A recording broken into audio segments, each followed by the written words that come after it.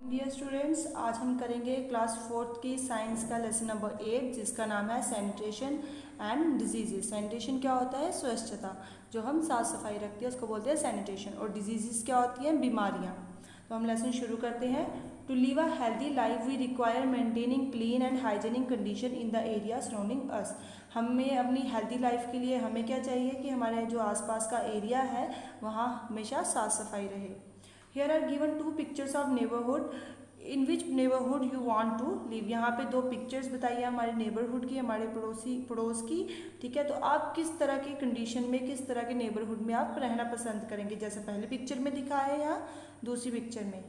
Insects and mosquitoes will breed if we do not maintain hygienic condition. अगर हम अपने आसपास साफ सफाई नहीं रखेंगे तो वहाँ पे क्या होगा? मॉस्किटोज और इंसेक्ट्स जो है वो बढ़ना शुरू हो जाएंगे। The unhygienic condition cause various ailments to us and due to that we fall sick। और अनहाइजेनिक कंडीशन होगी, अगर हमारे पास आसपास स्वच्छता नहीं होगी तो बहुत सी जो बीमारियां हैं वो हमें लग सकती है, जिससे हम बीमार हो सकते हैं। What is waste? वेस्ट क्या है? We all produce a lot of wastage in our daily life. Anything that is of no use to us is called waste। हम अपनी डेली लाइफ में क्या करते हैं? बहुत सी चीज़ें हैं जो वेस्ट कर देते हैं, ऐसे ही फेंक देते हैं। और वो सभी चीज़ें जो हमारे इस्तेमाल के लिए नहीं होती उसको हम क्या बोलते हैं? Waste. It includes paper, broken items like toys, shoes, clothes, crockery, uneaten food, fruits and vegetable peels। अब वेस्ट में ये सब चीज़ें आ जाती हैं, चाहे पेपर है, चाहे पुराने टॉयज़ हैं, फटे हुए शूज़ या कपड़े हैं, जो खाना हमारा बच जाता है, या फ्रूट और वेजिटेबल के जो छिलके होते हैं, ये सभी चीज़ें जो है वेस्ट में आ जाती हैं। Waste can be a great healthy hazard if not dispose of properly.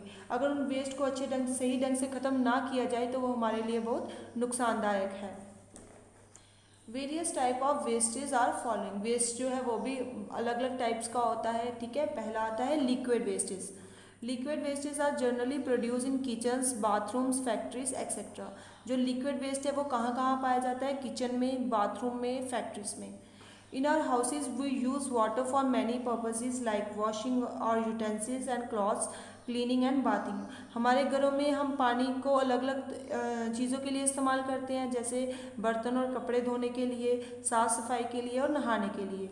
Water become dirty after use. If we do not have proper drainage system then dirty water will flow out and get collected in the open space. अब जब इन चीज़ों के इस्तेमाल के बाद पानी जो है वो गंदा हो जाता है, और अगर हमारे पास सही ढंग का प्रॉपर ड्रेनेज जो सिस्टम है वो नहीं होगा, पानी को बाहर निकालने का सही सिस्टम नहीं होगा, तो पानी क्या है?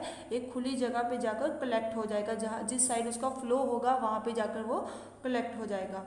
This stagnant water become a breeding place for mosquitoes. Mosquito bite may spread malaria. अब वही एरिया जहाँ पे पानी इकट्ठा है वहाँ पे वो मॉस्किटोज के लिए एक जगह बन जाएगी, रहने के लिए उनका घर बन जाएगा, और मॉस्किटो के काटने से जो है मलेरिया भी होता है।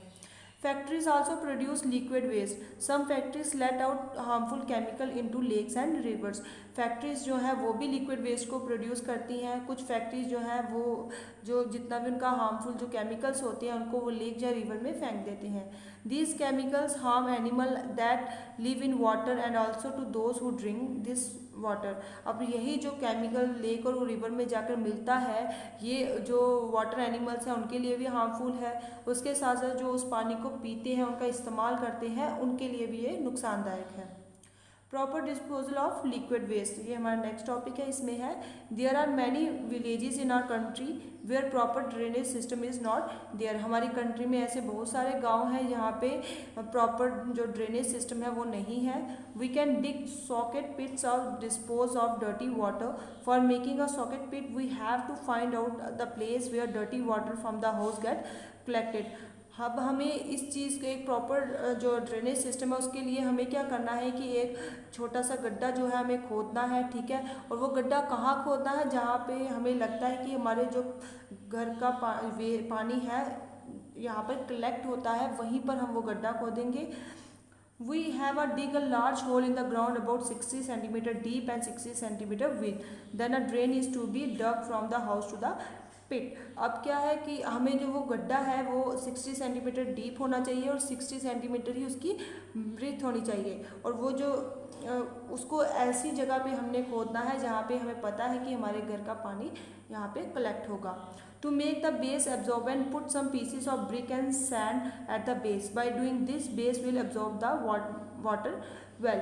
अब उसके बेस के लिए हमें क्या करना है, उसके बेस में ब्रिक और सैंड के कुछ पीसेस लगाने हैं। इससे क्या होगा कि जो वाटर वेल है वो जो पानी है उसको सोख लेगा। We must remember to cover the top of the pit with a stone और slab completely.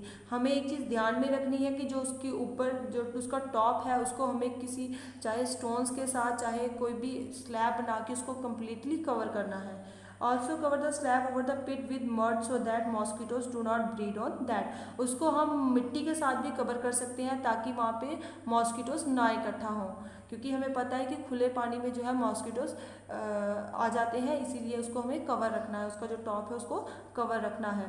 Through covered drains all the waste water from the house should be led into the socket pit. अब उन्हीं drains के through क्या होगा, जितना भी हमारे घर का वाटर वेस्ट है वहाँ पे जाकर कलेक्ट हो जाएगा। In cities people have proper underground sewage pipes. Cities में क्या होता है, एक प्रॉपर अंडरग्राउंड पाइप सिस्टम होता है।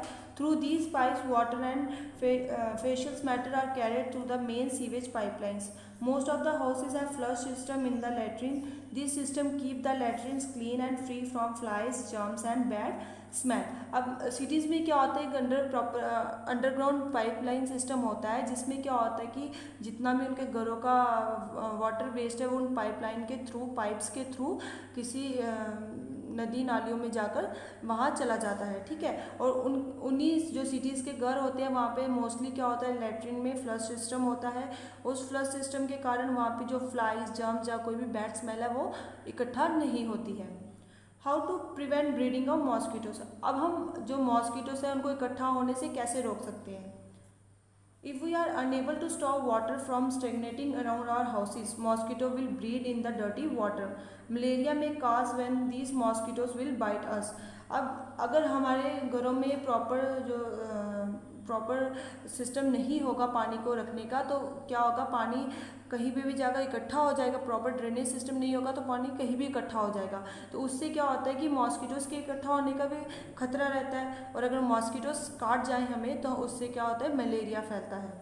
To prevent breeding mosquitoes around our houses we must take the following precautions. अब मॉस्किटोज़ को इकट्ठा होने से रोकने के लिए हमें क्या क्या प्रिकॉशंस लेने चाहिए। We should not allow water to stagnate inside और आउटसाइड आवर हाउसेज। हमें ध्यान रखना है कि हमारे घर के अंदर चाहे बाहर कहीं भी पानी इकट्ठा नहीं होना चाहिए। Drain must be clean from time to time. जो नालियाँ वगैरह हैं वो टाइम टू टाइम साफ़ हो। Water tank should always be kept cover. Water tank जो है वो कवर होने चाहिए। Never allow the water to remain filled in cooler and other appliances when not in use. जो चीज़ें हमारे इस्तेमाल के लिए नहीं है या फिर कूलर है उसमें भी पानी को ज़्यादा देर तक नहीं रहने देना। Water is throw should be change from time to time. पानी जो है उसको टाइम टू टाइम चेंज करते रहना है। तो बच्चों आज हम यहीं तक पढ़ेंगे। आई होप आपको समझ में आया होगा। Thank you.